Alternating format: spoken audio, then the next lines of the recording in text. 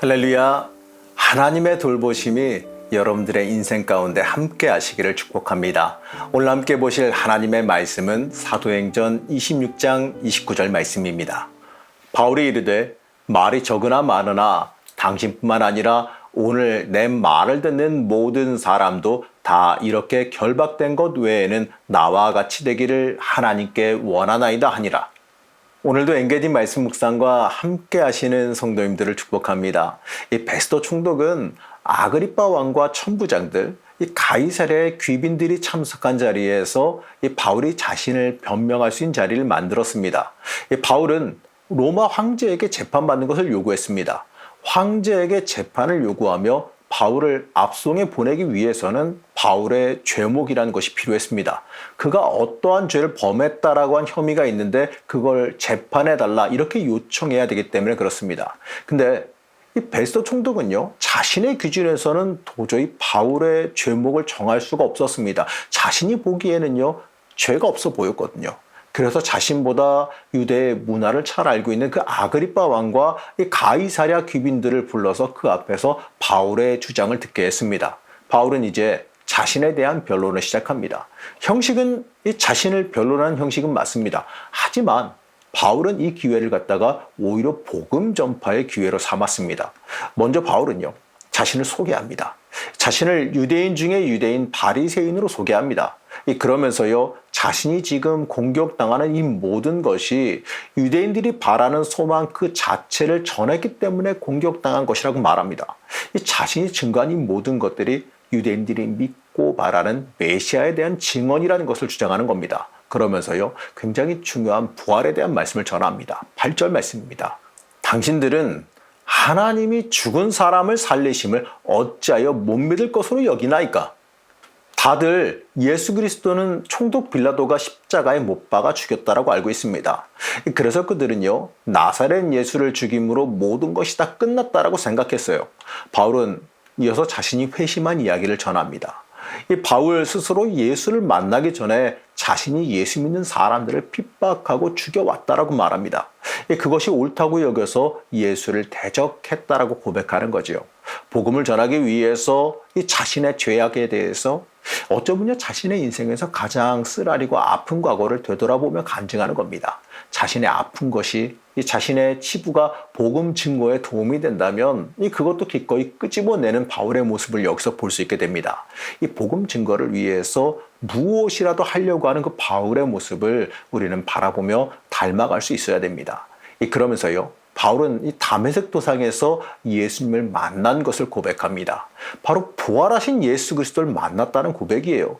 다시 말해서 너희들이 죽여 끝났다라고 생각했지만 그 예수를 하나님께서 다시 살리셨기 때문에 끝나지 않았다라는 것을 말하는 겁니다. 바울은 그리고 자신이 하나님께 사명을 받아 그것을 수행하고 있음을 증거합니다. 16절 말씀입니다. 일어나 너의 발로 서라.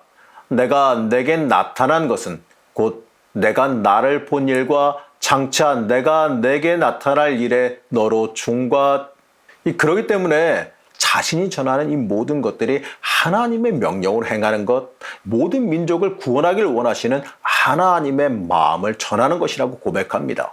바울이 이 고백에서 이 부활하신 주님을 만난 사람이 어떠한 삶을 살아야 하는지를 잘 볼 수가 있습니다.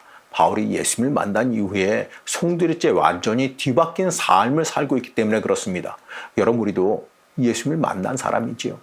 우리도 예수 만난 사람 아닙니까? 그렇기 때문에 우리도 복음을 위한 삶, 예수 증거하는 삶을 살아가야 합니다. 바울은 이어서 이 자신이 전한 이 모든 것들이 선지자들과 모세가 반드시 되리라고 예언한 것들을 증언한 것밖에 없다라고 주장합니다. 22절에서 23절 말씀입니다.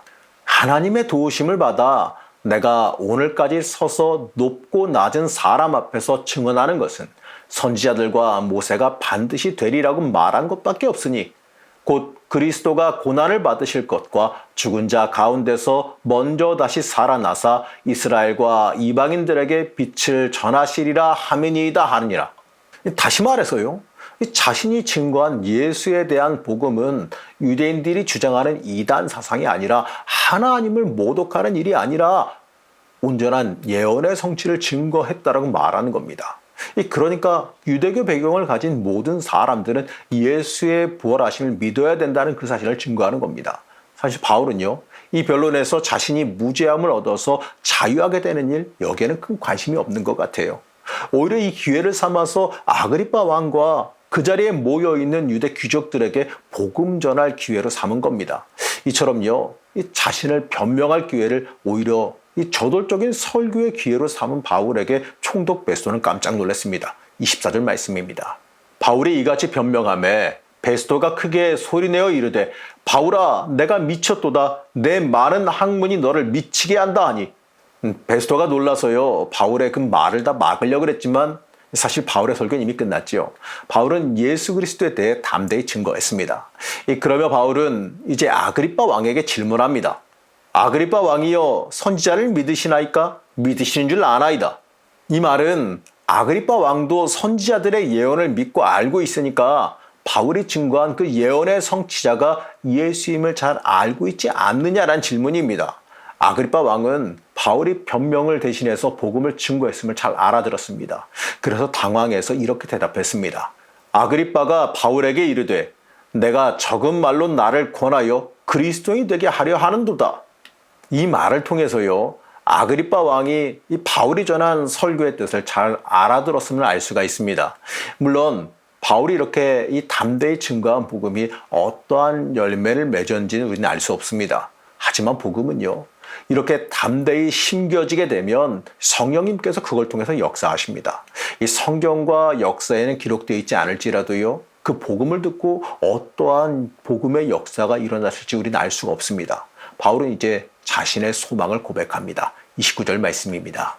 바울이 이르되 말이 적으나 많으나 당신뿐만 아니라 오늘 내 말을 듣는 모든 사람도 다 이렇게 결박된 것 외에는 나와 같이 되기를 하나님께 원하나이다 아니라 바울의 소망은 모든 사람이 다 부활하신 예수님을 만나 변화된 삶을 사는 겁니다. 맞습니다. 우리 그리스도인들은요 바로 이러한 소망을 품고 살아갈 수 있어야 됩니다. 거룩한 영적인 소망을 품어야 합니다. 나로 인해서 복음이 전파되기를 소망해야 됩니다. 여러분 그것이요 우리가 이 땅에서 살아가는 이유이기 때문에 그렇습니다. 사랑하는 성도 여러분, 우리 모두가 이 바울과 같이 목숨 걸고 복음을 전할 수는 없을 겁니다. 하지만요 바울과 같은 소망은 품을 수 있어야 됩니다.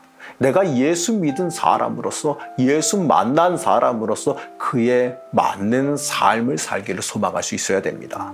복음 증거하기 위해 우리가 살아간다는 그 사실을 잊지 마시기 바랍니다. 자기 자신을 변론할 수 있는 기회를 오히려 복음 증거할 기회로 삼았던 그 바울을 잊지 마시기 바랍니다. 복음을 향한 그 열심, 여러분 우리도 그 열심을 가져야 되고 우리도 그 열심을 소망할 수 있어야 됩니다. 예수 증거하며 복음 따라가 살아가는 그의 자녀, 예수 증거하며 복음 따라가는 주의 자녀, 바로 우리가 되기를 소망할 수 있어야 됩니다. 사랑하는 성도 여러분, 예수 증거하며 복음 따라 살아가는 주의 자녀가 되시기를 시간 간절히 축복합니다. 우리의 소망 되신 하나님, 우리가 이 땅을 살아가면서 부활하신 예수님을 증거하며 살아가길 원합니다. 복음을 위해 목숨 걸었던 바울과 같이 우리도 복음을 품고 살아가기를 원합니다. 우리를 붙잡아 주시고 변화시켜서 복음 따라가며 살아갈 수 있게 허락하여 주시옵소서. 오늘 하루도 참된 그리스도인으로 살아가길 원하며 거룩하신 예수님의 이름으로 간절히 기도드렸습니다. 아멘.